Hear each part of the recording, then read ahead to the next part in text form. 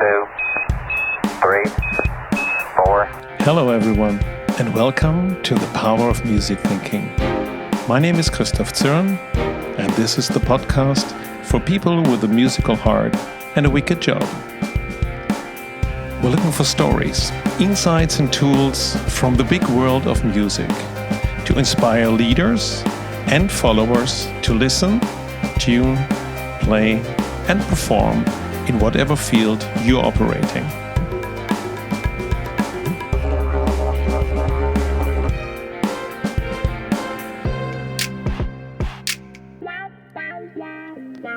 Well, it's this time of the year, and I'm not talking about the countdown until the Christmas or holiday season.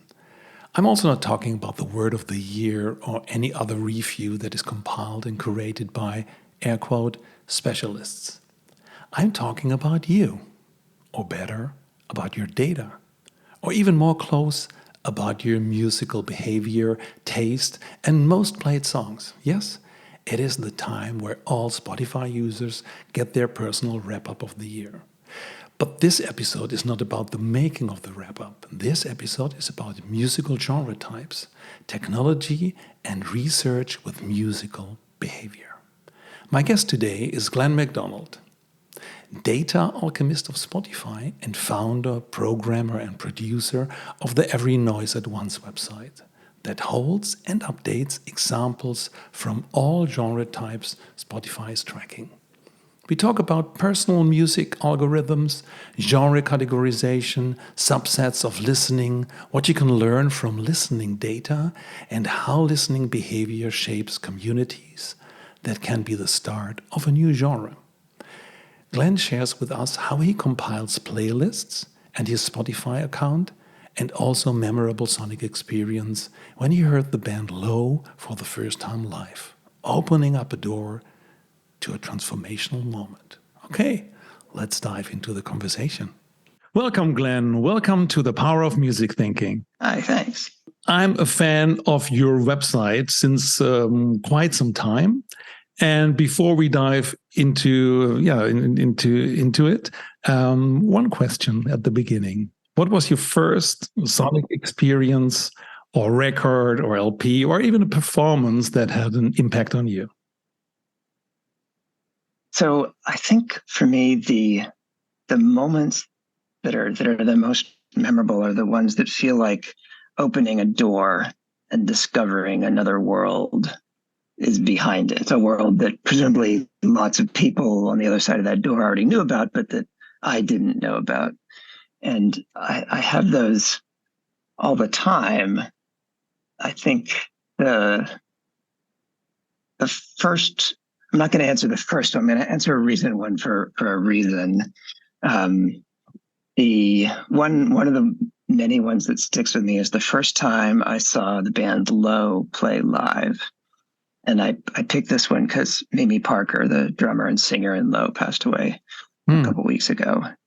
And so I've been thinking about her and the band a lot. And, you know, I'm like, I grew up a rock fan, like Rush was my favorite band for a long time as a kid. And I grew up in Texas in the late 70s and 80s. So it was like album rock era. And so like Foreigner was normal music to me. Like if you just, I expected a random song. It was probably going to be a Foreigner song.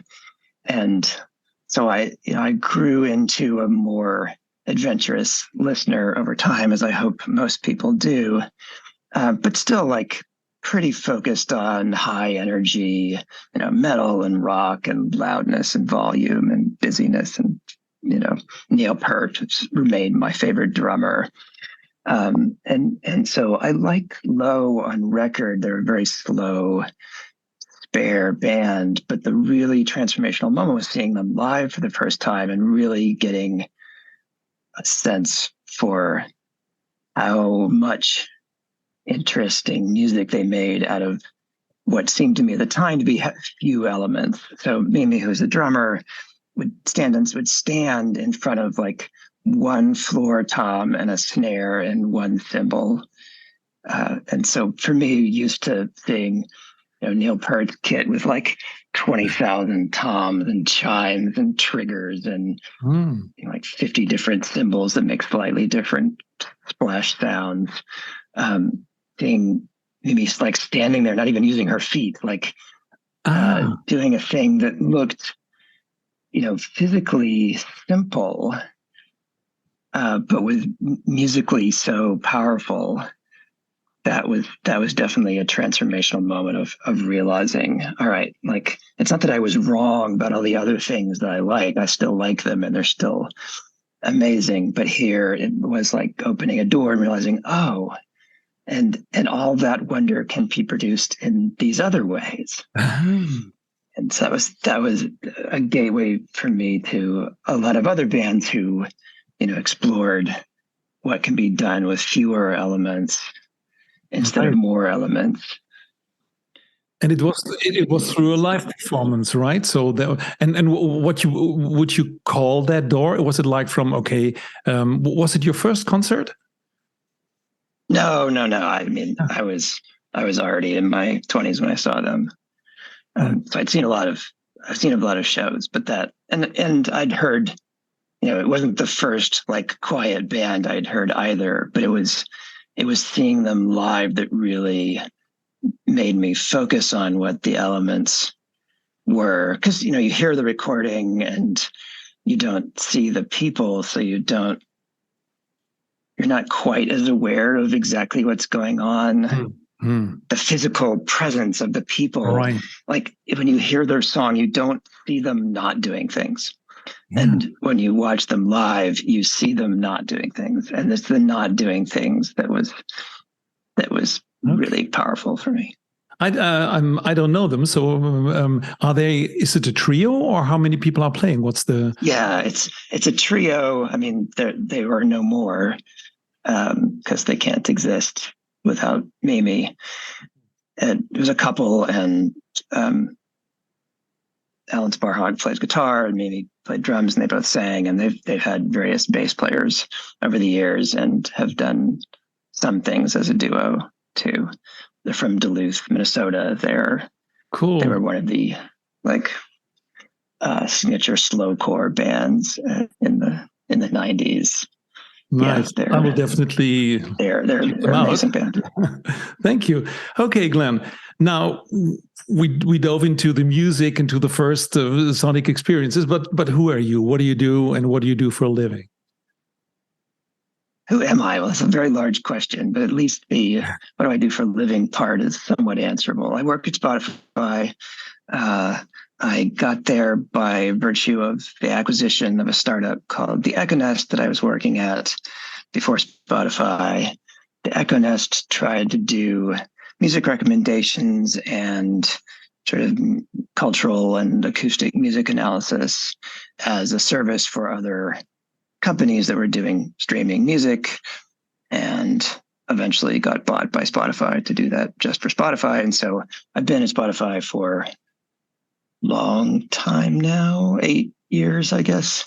And my funny job title is data alchemist, which sounds good. There's a long story behind it, but the point of it was that it's not a data scientist. So if you think of a scientist as trying to find the truth, an alchemist is just trying to turn things into other things.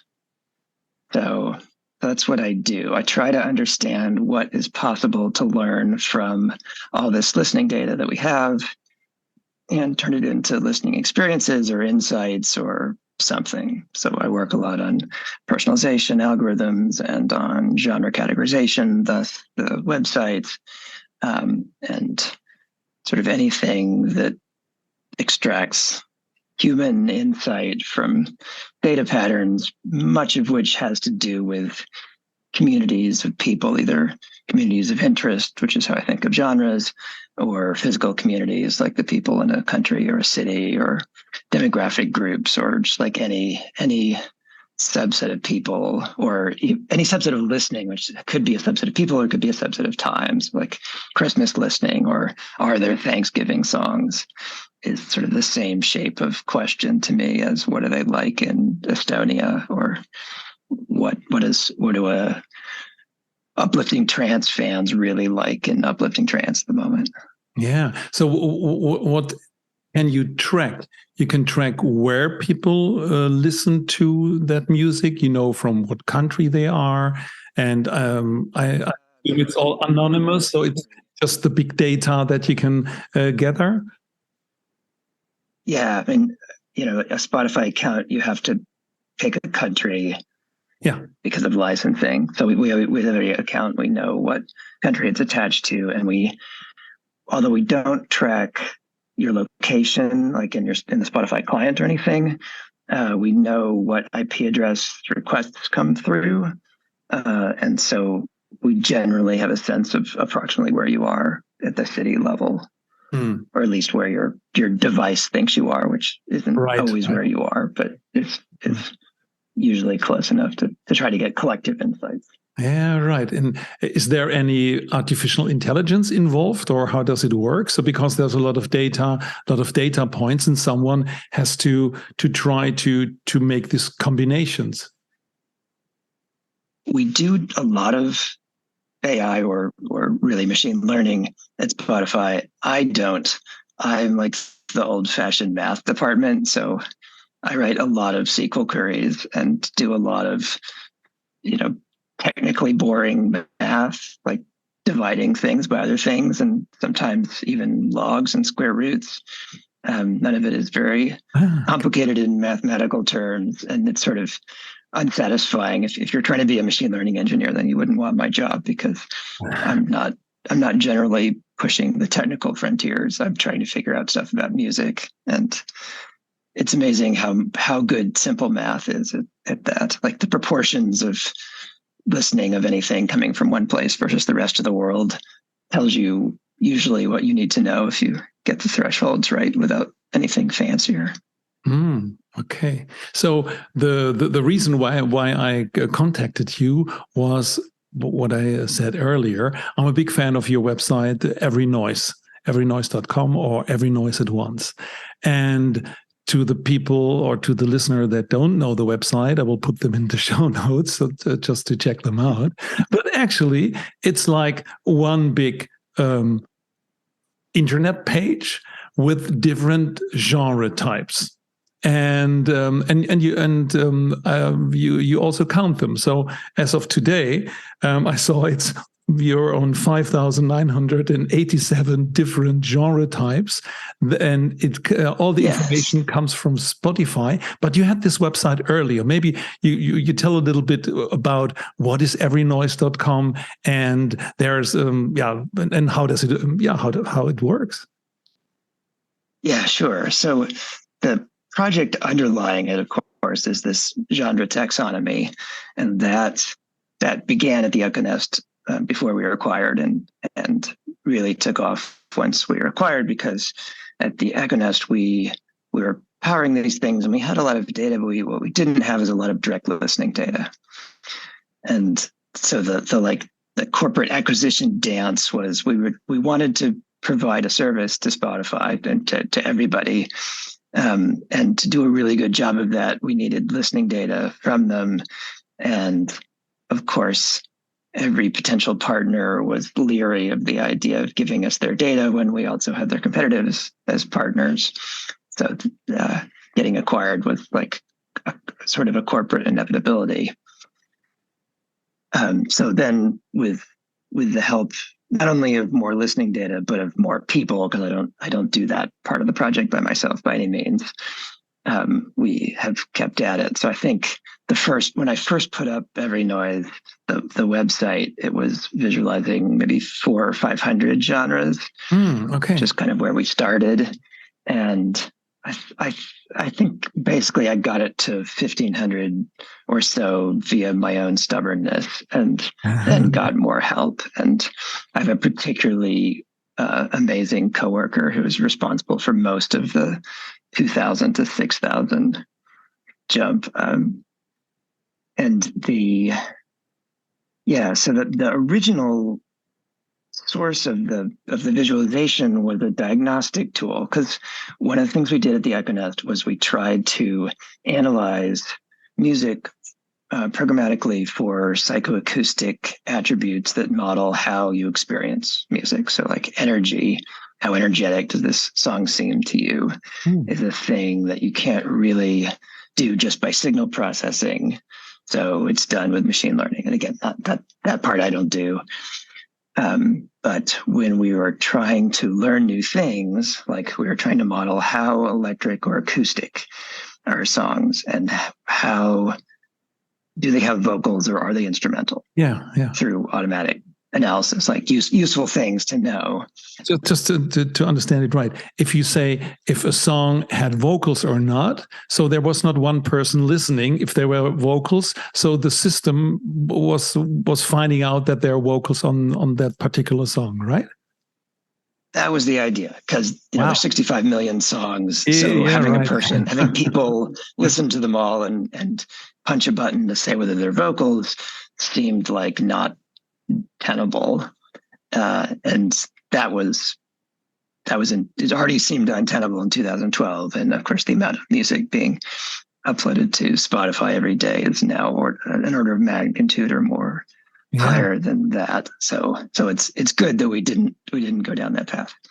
But the hard part, that's not hard to do. Like, you do a bunch of training examples. You get some college interns to listen to 1,000 songs and tag them, and then you feed them back to a machine learning process that says, well, if of those 1,000 songs, if these are the ones with vocals, then I can try to see what are the telltale signs of that and apply that logic to the other 65 million. And the hard part of that is telling how well you're doing, because you can't go check the other 64 million and change, otherwise you would have tagged them yourself to begin with. And it turned out that like aggregating those scores by genre was really helpful.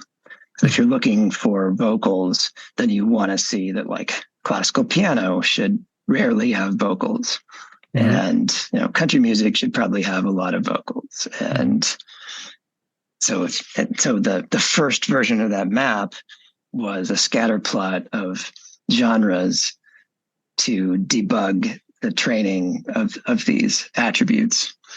And then after a while, I'm like, actually, even apart from this technical task, this is kind of an interesting way to look at things. So there were several iterations of like making it readable and usable on itself, as opposed to just diagnostic. And that's how it came about. So the front page is, I think of it as a map, but in technical terms, it's a scatter plot.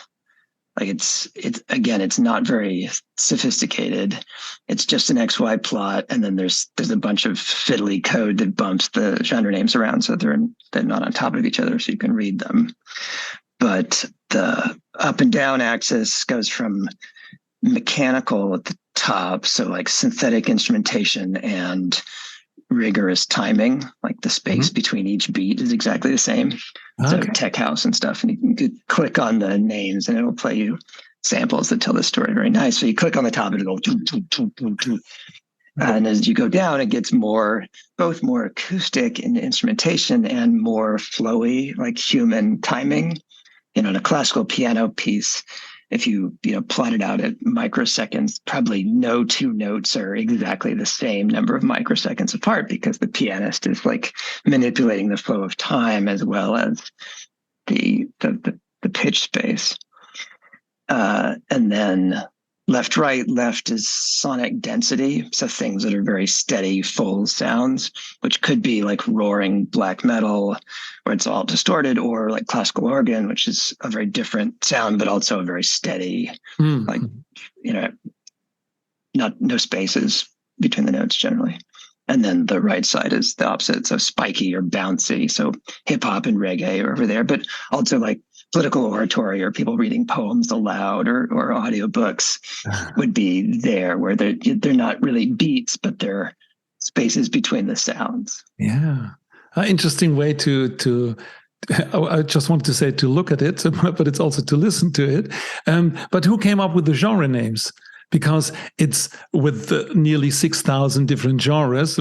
I can read a few of them. I have the website open.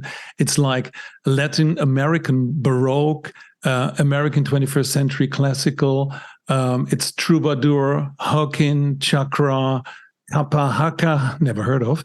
And it goes on like a drupat, okay, I know that one, a jazz harp. So there are 6,000 different types. Who came with the name of these types? And there must someone must said, "Oh, this is so Tuvan folk." Yeah, right, exactly. So none of it is automatic. So there's always a human saying, "All right, this is the thing we're going to add, and this is what it's going to be called in our namespace." And most of the time, that's obvious and boring. So, like, 21st century classical, like that's. I guess it's coining a name in the very technical sense, but I think it's obvious. Most of the people there would, even if that's not the exact phrase they would always use to describe themselves, they would immediately recognize, yes, that's a thing. There's also birdsong. Yeah, sure, birdsong. Like, okay, I mean, cool. We could have called it like vocalizations of birds. Yeah. So some human said, all right, birdsong is shorter and catchier. The thing to understand why there's 6,000 of them, and also to understand the naming challenges, is that we think of genres basically as communities of artists or listeners or practice, usually some combination of all three. And so the tricky cases are where there are multiple different communities with different artists and or different listeners, different audiences that think of themselves in the same way, with the same name. So indie pop, for example, is a term that has been used by a bunch of different communities for themselves in different places and different times. And so we have at least a minor challenge in figuring out unique ways to refer to all the things that might be referred to the same way by the people in them. And every once in a while, the interesting naming problems are we do recognize the existence of genres that are mainly driven by listening patterns and not necessarily by the artists themselves thinking of themselves as being peers. What would be a listening pattern? Well, we can find clusters of listeners who share fondness for the same artist. Even when those artists, it's not necessarily obvious that those artists share a style, and they don't necessarily come from the same place. But we can see that, yes, fans of these artists tend to be fans of the others. So, a sort of notorious one of those that got some a mixture of interested and incredulous press was one that I called Escape Room. Okay. And so this is like the extreme of naming is my total failure to think of anything descriptive or obvious for one of these listening-based clusters. Was like, in retrospect, I might have called it intersectional pop. It's like Lizzo and the space around Lizzo sort of into pop in one direction and into hip hop and trap in the other direction, and often with a sort of social justice angle or awareness of something. And so we could see this audience in the listening data very clearly, but there wasn't a name for the kind of thing that those people like, nor for those people. And when forced to come up with one in order to represent it, I totally failed to think of anything that would make any sense. And so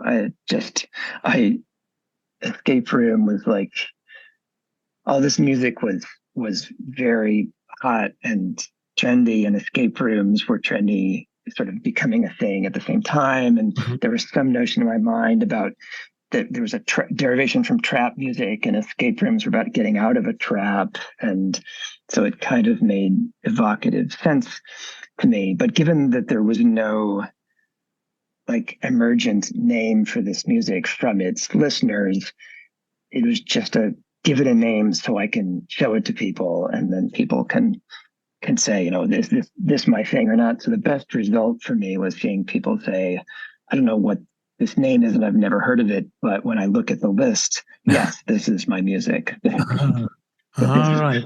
you found exactly my taste, and that's like the goal of the whole thing is Because to these names find. are also used, let's say, in the app.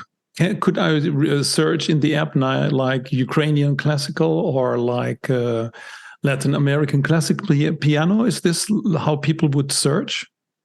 Yeah, there are playlists for all the genres, so you can find them, and they're surfaced in the APIs. They're used in external apps, and we use them in Wrapped at the end of the year.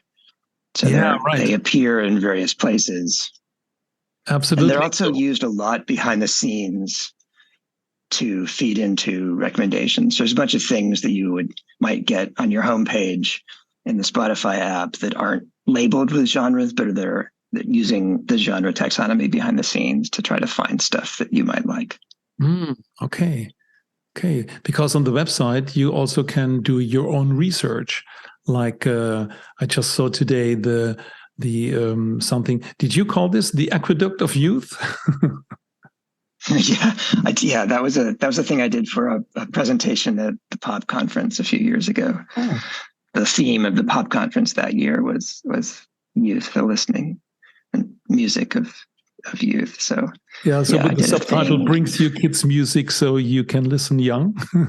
So this will be if you're a little bit older and maybe in different genres, then you would find something that you might have never heard before. So it's also good for exploration into a different field. Also for trend researchers, they also could use the website to find out what's something that's coming up. And we must say, because it's, I just said these are the 5,987 genre types, but every time a new genre type is added to the list. And what are the criteria, or when happens this, or how does this work? Yeah, so there's like three ways that we add genres. One is just continuing, because like that's a lot of genres, but it's not all the things that we want to model. So there's just ongoing work of figuring out, all right, what have we not covered? And a lot of that has to do with, reach the places in the world that streaming has reached last or hasn't reached yet. So every time Spotify gets ready to go into another country, and there are not very many left. So this part of it will eventually slow to a crawl.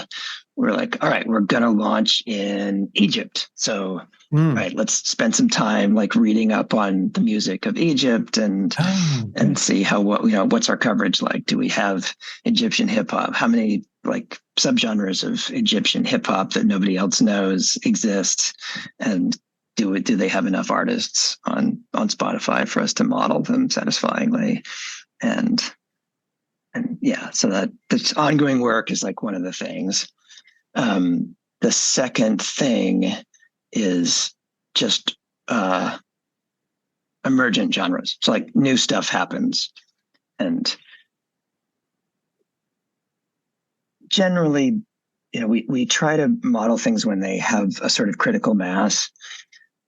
So we're not really looking on my side for like there's one guy has invented a new thing and given it a name. Like that's not quite what we're after. We're after like a community has started to build around this idea, and that community has a collective name that might behavior. One person. Yeah, or like there's a scene there. It's got listeners. It's got a thing. So like Drift Funk is like a super popular, fairly recent development, and it reaches a point where we see we have a bunch of things that monitor trends and how people talk about music, and so they can see when a new term is coming up that we didn't know about before, and some human still has to go and look and say, all right, can we model that with what we have, or is it all like not on Spotify? And then the last one is I have a bunch of things which I refer to as the genre miner, which are bits of code that go through listening data looking for lumps of taste that we don't have labels for. And so that again is it's not an automatic process, but it finds lumps of what might be gold or might be just like sparkly trash or something, and puts them on the screen so a human can look at them and go either, no, that's not a thing, or yes, it's a thing, but it's not a genre. It's like, that's a record label. Like the things they all go together, but it's just like one record label, not a wider cultural movement. So we don't need to add that. And sometimes it's like, that's a thing, or that's not quite a thing, but it gives me a hint at what might be a thing, and I can go try to do a better job of modeling that. I think that's an interesting way to look at the whole modeling. One approach would be that you start with classic pop, classical music, pop, opera, and all these, and they are all also there in it. But as more as so the question is sometimes, is there first a genre and then you have the bands or the orchestras playing that genre, or is it what you just said? What I think that sounds a little bit like your second category. So there's something coming new which doesn't fit 100% to one of these big genres. So that's interesting from one part. So more let's say the musicology part. Some people listen to it and say, oh, this is this and this is that. But the other part, what I think is so interesting, is the community part. So it's not about what, let's say, the musicologists say what it is. It's about how different people at a certain time, at a certain place, in a certain region, listen to something that is maybe constructed from different angles. So I think that's an very interesting approach. Yeah, me too. And like at one point I tried to make a list of the kinds of genres, like the kinds of distinctions represented by the genre space. And even that got long. Like some of them are geographic, some of them are historical, some of them have to do with lyrical content, some of them have to do with instrumentation, some of them have to do with like production styles. Like there's a wide variety of, not just a variety of things, but a variety of kinds of things, which is in it, like, it's meta interesting to me to try to think about, all right, what kinds of distinctions do we make? And like, how do we recognize units of culture? I think that's interesting. And it's also my question for, let's say, the Power of Music Thinking podcast. So it's not about music, or not only about music. What we're looking for is also to make some kind of analogies to the other world. So if you're, let's say, the data alchemist and your data is, let's say, music, so what other data alchemists that maybe have totally different kind of data, what could they learn from the way from the Every Noise website? I mean, I think the most portable thing, I mean, I have to answer this question practically because as Spotify gets into things that aren't music, inevitably someone from whatever new thing it is will get my name, and I'll get a message that they want to talk to me. And the question will be, well, give me some hints on how to apply what you've done with music to blah. And so like podcasts was the first blah. And so I had to think about, all right, how does podcast listening differ from music listening? And how does that affect what kind of insights we can get out of it? And, the interesting, obvious difference between music and podcast is music, you have people listen to songs over and over again. So you can use repetition to try to get a sense of how much people like things. And people don't generally do that with podcasts. Like, to listen to an episode once, if you really like a podcast, you'll listen to all the episodes, but you generally won't listen to them all 50 times like you would a Taylor Swift song.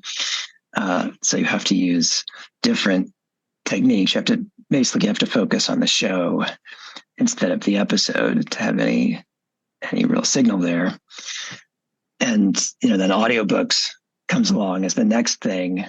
And it's even worse because you have a book. The book is sort of like a show and the chapters are like episodes, but then you don't it would be wrong to try to measure your affection for a book based on the number of chapters it has, because Absolutely. And even with an that's audiobook, not under. it would also be interesting who's reading the book. And maybe that's also the link with the podcast. So in the podcast, you have the host, and that voice more or less is, let's say, more or less the same, or more or less the same rhythm in most of all the conversations. But if you have a guest, then every guest is different. Sometimes you have a more speed or more volume, and sometimes it's maybe more intimate, and maybe more pauses in between. Is this something that is also, let's say, analyzed? It is, and you're sort of getting an important point. Like, much of what I do in terms of personalization is trying to figure out what the listener is thinking or responding to, and at what granularity it's like most helpful to model that. So, in music, sometimes you like a song just because it's that song, and like, you really love the song, but you don't necessarily love the artist or the genre or the era or the country or whatever. It's just like, no, this song just does it for me. And sometimes that song is a part of why you like the artist, and it's really the artist you're attached to. And sometimes it's the genre, and you like I will listen to any Gothic symphonic metal band. My analogy for this is like, I love burritos. Like, I will eat a bad burrito. A bad burrito I would still enjoy it.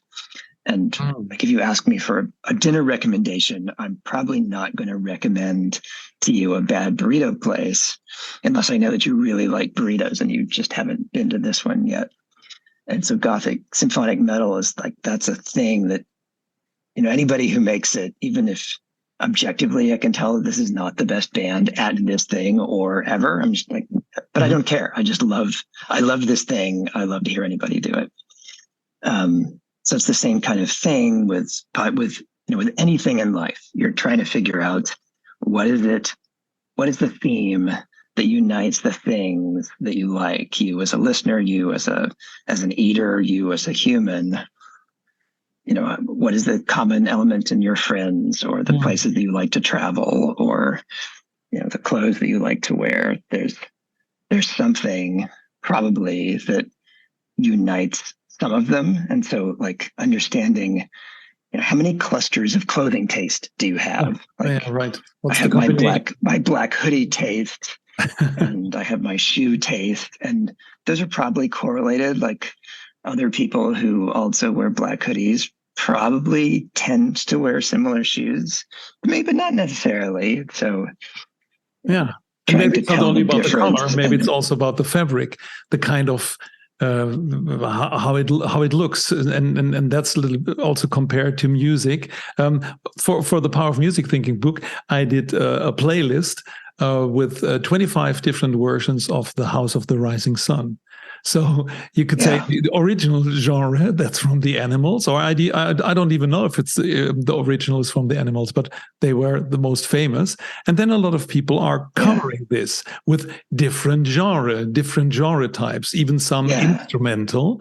And I found that so interesting to offer people to find out for themselves what triggers them. Is it the song that they know? Is it the lyrics that they understand? Or is it the atmosphere or anything? So I really love that part.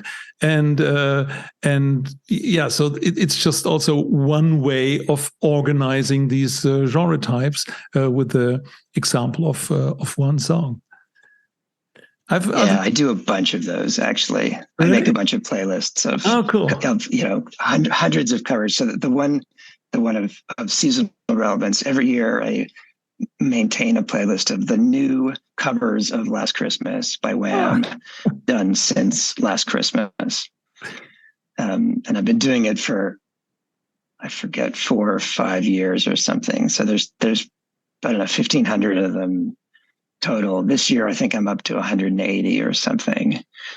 And yeah, it's fascinating.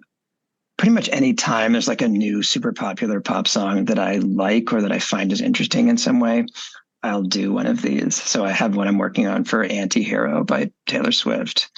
And we're sort of in the golden age. I mean, maybe it'll be even more golden. Maybe this, in retrospect, won't seem like the golden age, but compared to when I was growing up, and you had to put out singles, you had to put out vinyl to get music to people. This is the golden age of cover versions, because you can do it and upload it and try to find the audience of people who liked the original, and that just wasn't practical in the same way in like 1984. So yeah, and two of my favorite bands, so of course Spotify Wrapped will have come out by the time people hear this, and my top 5 artists will almost inevitably include two bands who just do covers. They just do basically pop punk / metal versions of everything. One is called First to 11, and the other one is called The Animal in Me. They're both great, and almost every week they have one or two new versions of whatever's popular. And it's like the burrito. I'm a sucker for a pop punk version of anything. And it's super interesting to me to have two bands that basically do kind of the same idea, because they always come out differently. And I'm always interested to hear, all right, that's interesting. They took a slightly different take on even the seemingly formulaic exercise of make a pop punk version of Anti-Hero by Taylor Swift. Right. It's also interesting how it also gives you an indication how they listen. What type of the original song do they bring into the new genre? Sometimes you have to translate something from instrumentation, for example. So that's That's the power of these cover songs. They tell a lot about decision making, about transformation. Yeah, and you learn different things from covers of new songs than from covers of old ones, because they've had like more time to sink in. So, as a big Kate Bush fan from back in the 80s, I was super pleased that Running Up That Hill got popular again through Stranger Things, both for Kate Bush's sake, but also because that then resulted in hundreds and hundreds of covers. And it was really interesting to me in particular to hear which artists chose to stick to the various details of Kate's vocal delivery on that song, and which did something different. Like almost everybody had to do something different with the instrumentation, even if they're just sort of trying to reproduce it. But she has her performance of that song is very, very particular, and like notes slide, and there's wordless bits to it that are very distinctive. And a lot of people try to reproduce that or are faithful to it in one way or another. And then some people just say, no, I'm not.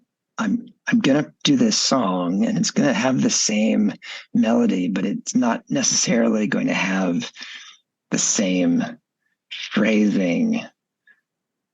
It's sort of like, I remember my first friend from another country when I was a kid, and she was French, and she would say things, and I would try to like reverse, like back out her accent and say them like the way without, like, I imagined there was a way to say that word, a sort of correct way, true way to say the word. And then I would say it one way in my accent, and she would say another way in her accent. And I would try to find the true way.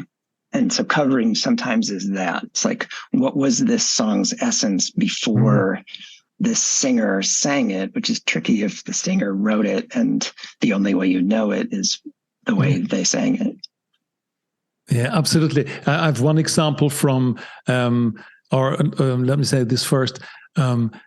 If you listen to cover versions, and you listen to, let's say, the song for the first time, you don't necessarily know all the history.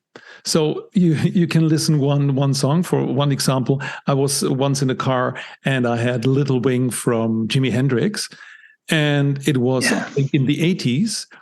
And the woman who was in the car with me, she said, "Oh, someone covered Little Wing from Sting, because that's the version she heard first. So it's also the perspective of what you hear first will determine what you experience as a cover version. I'm going to say, I grew up, my parents were folk singers, so I grew up with folk music, and neither of them happened to be Bob Dylan fans. Mm-hmm. So I don't know that we had any Bob Dylan records in the house, but we had, of course, tons of Bob Dylan songs sung by Joan Baez or Judy Collins or somebody else. So for me, that first wave of like, oh, that's what this song sounded like originally, was like hearing Bob Dylan's originals for all these songs that I had heard in other singers' treatments. And that applies to everything in life. Like you think you understand a thing by how you encounter it, but that it has a history before that, and you may have encountered it in what is like historically a weird way, and learning that and understanding, what is weird about what you think of as normal is interesting and super valuable. Yeah, maybe that's also a very good point for the rest of the of the world. So there are different perspectives to it, different kinds of telling something in a different way, and people might understand it also in a different way. Maybe one last question. From Spotify, you're tracking songs, but now you also have podcasts and also spoken books. Would you also try to make new communities of these three ingredients, so that you say, oh, there's something new that people who listen to this kind of song also listen to that kind of podcast, and maybe that kind of book, or maybe that kind of playlist? Is there something, let's say, cross, how would you call these, the different silos, analyzing to understand the listening behavior of people? Indeed. And there's like a practical reason to do that. So audiobooks is probably not, like, we just started that, so there's not a ton of data yet. But there's plenty of data with podcasts. So one like practical thing that we do is try to recommend podcasts for people who haven't listened to any podcasts before. So once you start listening to podcasts, then we can say, oh, I see that you're into hockey podcasts and like entrepreneur podcasts, and anything that Jennifer Lopez appears on. But if you haven't listened to any, then we can at least say, well, we know what kind of music you like, and here are some podcasts that people who like this kind of music like disproportionately tend to listen to. And I mean, often that's because they're music podcasts. So it's like, a hip hop podcast tends to be popular with hip hop listeners. So if you listen to hip hop, then you might like this podcast. Not only is it a correlation, but it's also like the content. But there are others that are not, you can understand if you know what's happening in culture, but they aren't as direct. Like country music fans often like auto racing podcasts. And that's like, makes sense if you understand like American demographics. But it's not like, there's not a lot of country songs about race car drivers, and the podcasts don't feature country musicians. It's a cultural correlation, not a direct one. Would there be a tip for the Power of Music Thinking podcast?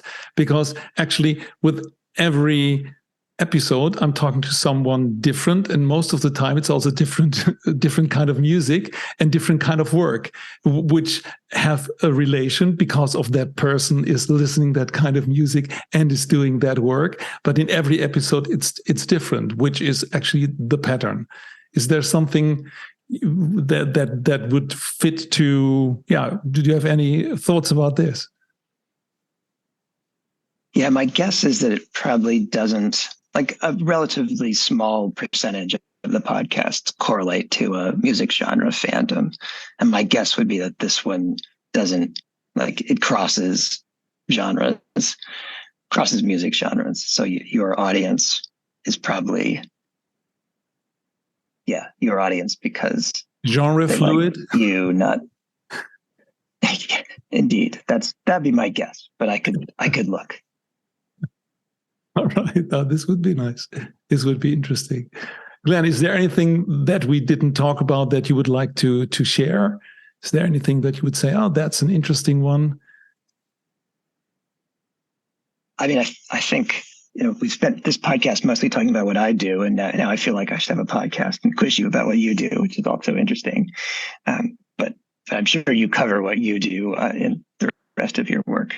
The criteria of people that I have a conversation with are they have to do something special and are musicians or doing something with music that's interesting.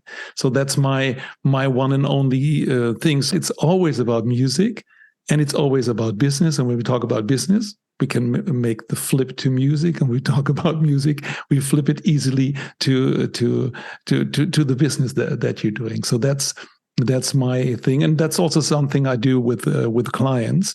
And then it's not about me; it's about how do you listen. So my hypothesis often is that the way you listen, and this could be behavior in the way how you listen, but also what you listen to. So that's the relation exactly to your Every Noise website with the different genre types.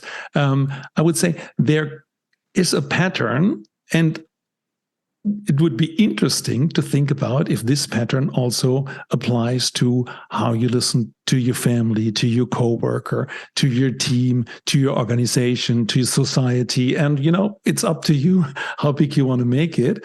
And that music, or let's say that our ears might guide us to something that could help us to have a more meaningful collaboration. And if I may add the last one, also for the planet, so that we solve problems, maybe not by looking at it and thinking about it, but maybe close the eyes, listen to it, and sense and feel that we say, oh, this might be something that you would like to do.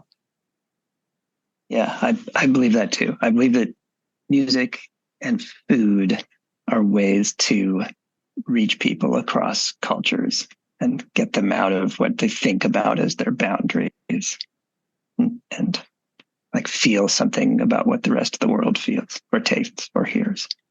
Right. And to literally sharing. So what you did, you say what kind of bands you're listening to and how you listen, and sharing this to me. And I write it down. Say, oh, that's interesting. Never heard about that band. Low, never heard about it. But I will find out, and I will find out two things. I will find out something that I've never heard before, which will be interesting because someone that means to me or I have a relation just was talking about it, and I might understand better how you talk and what you mean. So that's really, for me, the most important thing to bring these things together. So Glenn, thank you very much for doing this, and also thank you very much for this incredible website. And I will put everything in the show notes, also how people could reach you if they have a question. So thank you very much for being on The Power of Music Thinking. Sure, thanks for having me. Thank you so much for listening. I really appreciate this, because listening is one of the top leadership skills, and I feel honored about this. It is my mission to find, create, and share inspirations for meaningful collaboration based on music analogies. If you want to support this, please subscribe to the podcast, give us a rating, or write a review on iTunes or Spotify. And more inspirations can be found on musicthinking.com. We have a blog, and you can download the Music Thinking Framework. And finally, I would love to hear your feedback. And if you need help with a business challenge, please reach out to me via email, podcast@musicthinking.com.